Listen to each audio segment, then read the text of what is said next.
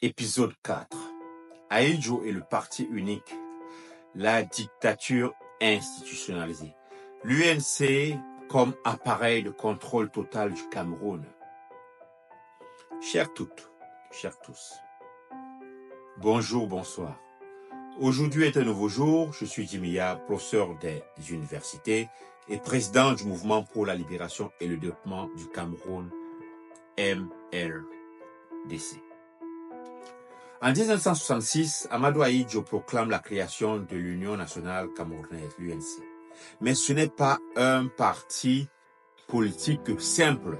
En réalité, c'est une architecture de domination, un outil froid, impersonnel, conçu pour organiser l'obéissance, surveiller les consciences et neutraliser toute dissidence. Le Cameroun entre alors dans une ère où la politique devient liturgie et où loyauté au chef surplante toute idée de débat. Le fonctionnement du parti unique sous Ahidjo ne repose ni sur la participation citoyenne, ni sur la délibération. Il repose sur la capacité du contrôle.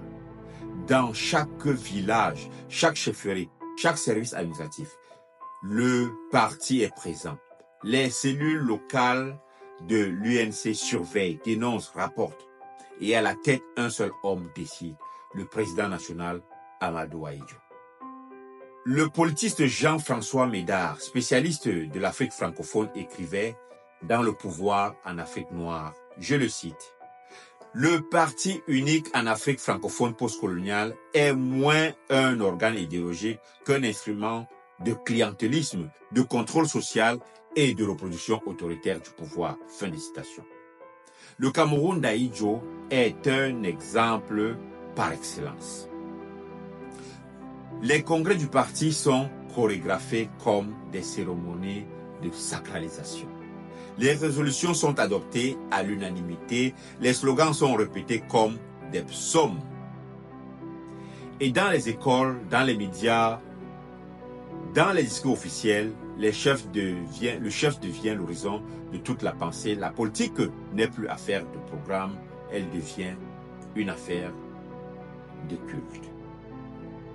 En 1970, lors d'un congrès de l'UNC, un responsable de région prend la parole et s'écrie, je vais le citer, « Le président Ahidjo pense pour nous tous, il n'a pas besoin de nous consulter, il sait ce qu'il fait. » Fin de citation.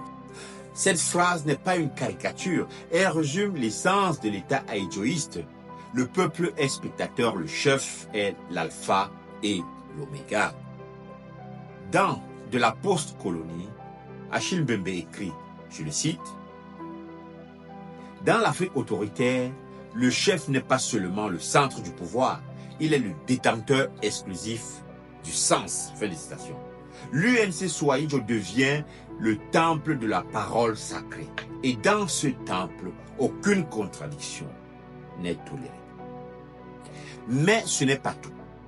Le parti unique s'accompagne d'une justice instrumentalisée. Les tribunaux spéciaux jugent les opposants politiques à huis clos. Les décisions sont dictées à l'avance. Les exécutions sont publiques.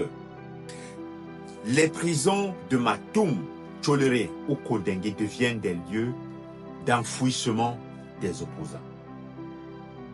Ernest Ouandié, dernier grand dirigeant de l'UPC, capturé, jugé en 1970, exécuté en janvier 1971. Sa mort n'est pas seulement une fin biologique, c'est un signal d'avertissement, une manière de dire « il n'y a plus d'alternative, il n'y a plus de mémoire ». Le chercheur camerounais Francis Yanjo résume aussi le système.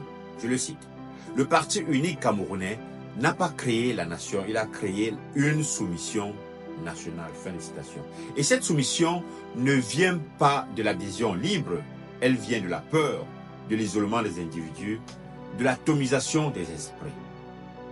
Finalement, sous Ahidjo, le parti unique n'a pas été un outil de développement, il a été une architecture de répression, une machine à faire taire, un costume d'apparat pour un régime fondé sur la peur et par la peur.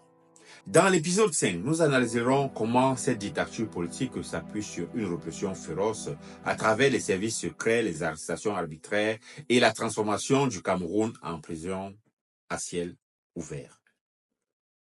À bientôt.